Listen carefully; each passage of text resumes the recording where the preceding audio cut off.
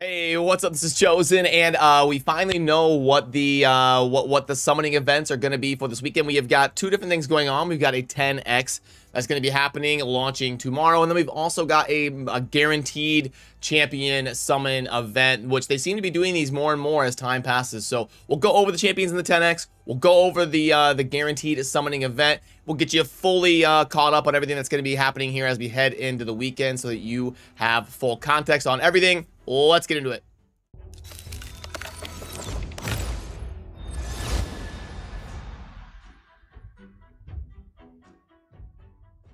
Alrighty, so first of all, starting tomorrow on Friday, not live right now, but starting tomorrow, there is going to be a 10x with the standard 8 champions in it.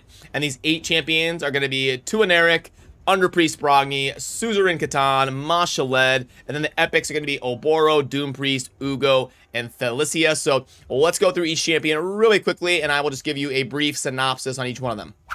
Okay, so first up, they typically will have one Void Legendary as the feature of the event, and the feature of this event for the Void Legos is going to be Tuaneric. Now, Tuaneric is very, very strong. She's kind of like the legendary version of the epic Doompriest, who is also in this 10x. But a very fun, generally useful kit. Very good support champion. I do have her on my account, and she's been fun to use in situations like the Hydra. Obviously amazing if you haven't cleared the Barbarians Faction Wars. She's going to be lowering speed in the A1 with heals. She's going to be decreasing attack, blocking buffs with debuff spread that you can then place on other people. We've got a crazy A3 here where you get both toughness and speed on a 3-turn cooldown when booked, and then a passive that's just going to be consistent value, cleansing debuffs from allies, 1 or 2, depending if they've got continuous heal or not, which she is going to be placing herself. So if we pull up the Void's ranked chart, we can see here that she graded out very well, kind of right there in the A tier,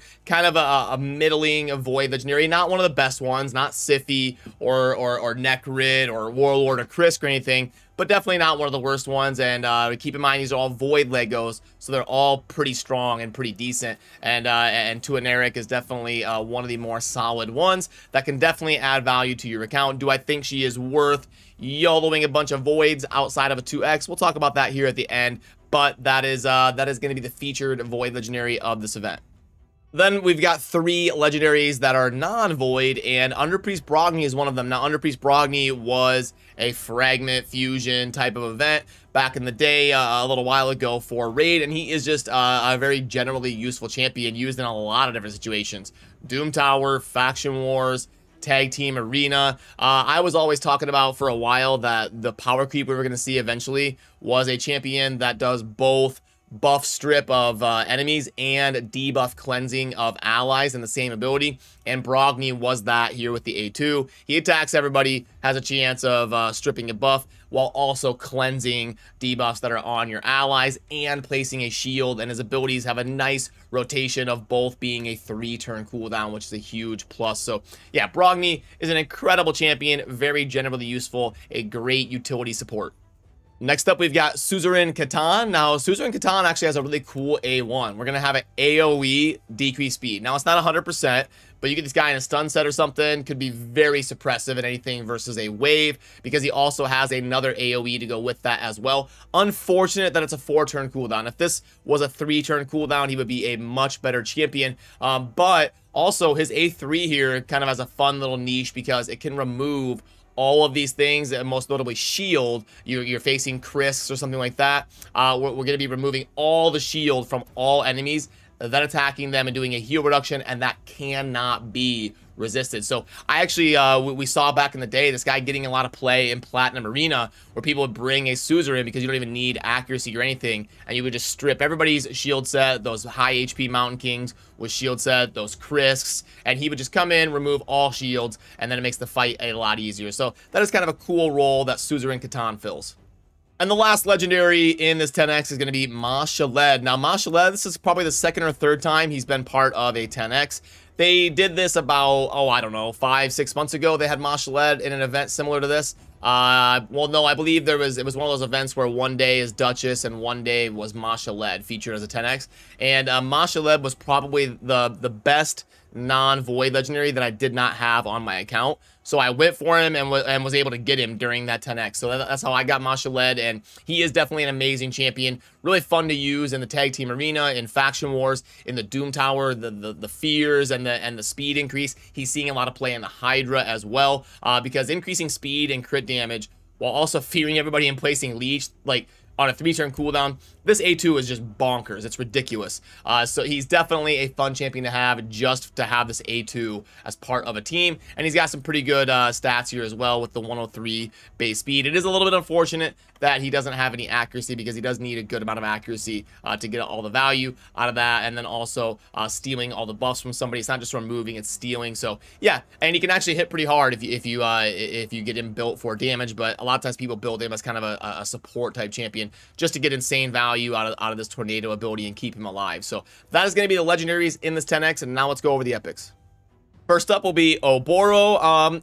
I could see Oboro seeing some play as a damage dealer for like one of your first Shadowkin teams, as an epic champion that's a little bit cheaper to build, because you get defense break against bosses and stuff like that, and you can do AoE as long as they've got a bunch of debuffs. You get some self revive as long as you pair her with a Veil, and she can hit decently hard, especially for an epic with the 1454 base attack. That's very good for an epic. So definitely a pretty solid Void epic in terms of being a damage dealer for a Shadowkin Faction Wars team, but maybe not a whole lot of utility besides that.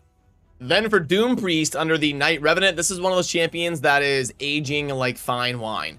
Doom Priest was always decent, but the longer that raid exists, the more use Doom Priest is seeing. We're seeing her in Hydra teams. We're seeing her in the Doom Tower.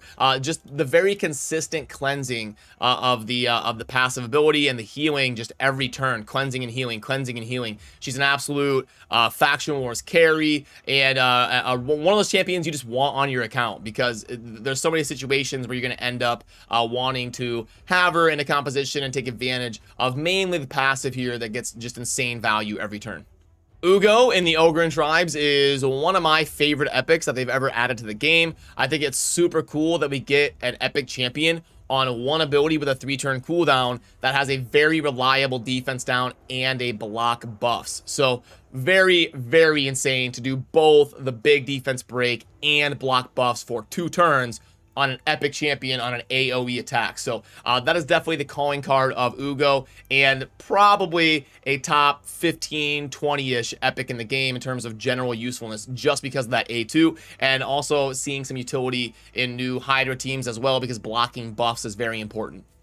And then the last epic in the 10x is going to be Thalicia. Now, she actually is kind of a Hex champion, which it's always hard to get consistent value out of these Hex champions currently with how they work in Raid. But you get a little bit of a debuff spread if they're under Hex.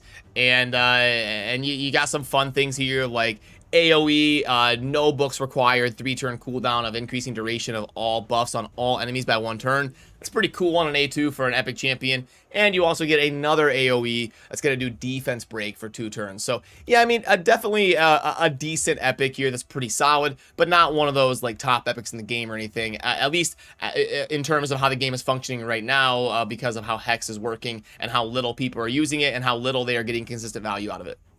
So that is going to be all the champions in the 10x. Remember, we've got Tuaneric as the Void Lego, Underpriest Brogni, Suzerain Catan, Mashaled, and the epics are going to be Oboro, Doom Priest, Ugo, and Thalicia. Now, I like to recommend using epics or using 10x, sorry, as an epic chasing opportunity, because there isn't going to be a 2x or any sort of boosted summoning rates. So very, very tough to get legendaries. But if you're a progressing account, it's really not that bad an opportunity to maybe pull a couple shards just to try to get Ugo or Doom Priest or something, because they're very good epics to have on your account. But like, I would only go for the legendary. Let's say you're close to your mercy system on void shards, and your shards are about to be hot. They're about to be boosted, and Siphi was part of this 10x. Then it may be worth going for.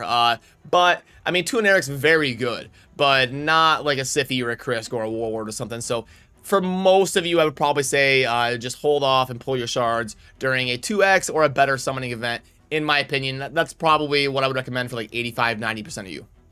But that is not the only summoning event. Like I said in the intro, we have got a guaranteed champion, and the feature is going to be Rector Droth. Now, you're going to be needing to pull 4 sacreds, and then your 4th sacred is going to be guaranteed to be a Rector Droth. Now, there is a small drawback to that. It basically means your 4th sacred can't be a legendary, which is kind of a rip. I wish they would just kind of give it as a reward, so you would actually get the value of that 4th sacred, because you pull 3 sacreds and then that 4th sacred is guaranteed to be a Rector Droth. So that 4th sacred, you don't have the upside of getting the legendary out of that. So it is worth noting that is the case, and your 4th shard is just going to be an epic champion. But Rector Droth is a very solid epic champion to have on your account, and has one of the coolest names for an ability in the game, the Scepter of Authority, as the A1 here, that lowers the attack. But yeah, Rector is definitely awesome. You got heals, revive, veil, you got a passive with consistent value every turn, decreased attack, so lots going on here for Rector. Very amazing in the Knight Revenant, which is one of the tougher faction wars. Sees some play in the Hydra, in Tag Team Arena. You'll see Rector on double revive teams like Duchess Rector that are super annoying to deal with. So yeah, a solid champion, but it's going to depend on your account if it's worth YOLOing the 4 sacreds. I'd say for most of you, 85% or so, probably not, but Rector is a very good champion, so I could see it making sense for you to go ahead and pull and get the Rector, especially if you haven't finished Knight Rev Faction Wars yet. So that is what's going to be going on in the immediate future this weekend, but now let's talk about the stuff going on in game.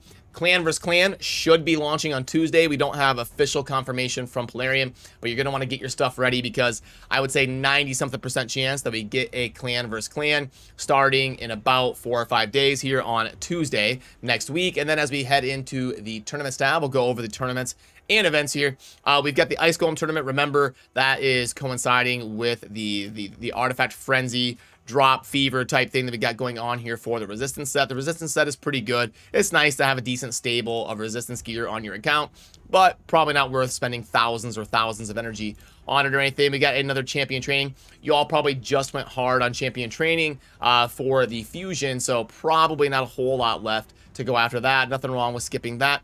And then we have a laughable rare champions spider tournament, which I don't anticipate a whole lot of you going crazy on this, but if you've got a super easy to win group, it might be worth trying to do like Spider 15 or something with rare champions just to get 6-star epic relentless gear. But again, don't feel bad about skipping that one. And then we'll have a tag team arena tournament starting tomorrow. So as we head into the events tab, we're going to be having the summon rush that kind of acts as a pseudo countdown to when we expect the 10x and the guaranteed Rector stuff to be launching as we head into the weekend. And then we have an artifact enhancement event going on right now. I would at least get to 1500 because there are 10 core hammers alive or live in the event for doing so, and that's definitely worth it because core hammers are kind of hard to come by. You want to get them whenever you can. So at least get to 1500. Other than that, I mean, nothing too amazing, but you can never really go wrong developing the gear on your account. And then obviously the Doom Tower has just under 2 days left. I've been working on a video to help you with downing Bommel on level 90 hard with a solo Crimson Helm.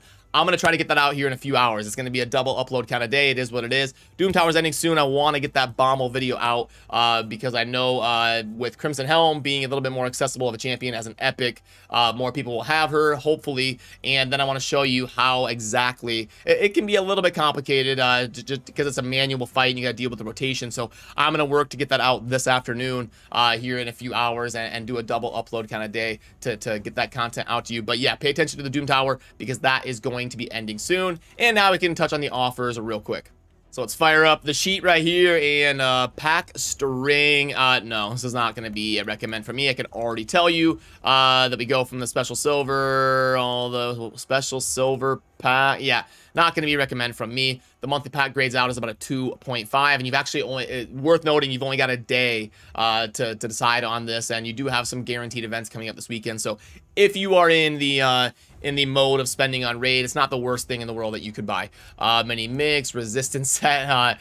No, you're better off just grinding the golem than spending $10 on these rare pieces. The special progress pack, it's got a limit of 5, so it's probably not that good. Usually with a limit of 5, it's not going to be great. I'm going to guess like a 1.82 750. Let's go ahead and type it in properly. There we go. Energy of 1300, gems of 750, and then energy refills of 13. What did I say? Was I right? I don't even remember what I said. 1.82. I think I'm close. Gosh, I have no idea. Anyway, yeah, okay, 1.82. So not the worst offer in the world, but definitely not something amazing that it grades out in the yellow. Great deal mix pack. This is gonna be a lot better for newer players than end game players. But let's go ahead and plug it in. Chicken is really tough to get a consistent value on it because it's so different in what it's worth per player. 8. And then 5, yeah, 1.54. No, I'd rather buy the special progress pack. And then the New Year's pack, I'll do it really quick. It has been live here for a while, but just because we're at the end of the month here and we're about to hit New Year's, I'll go ahead and plug it in here real quick for you.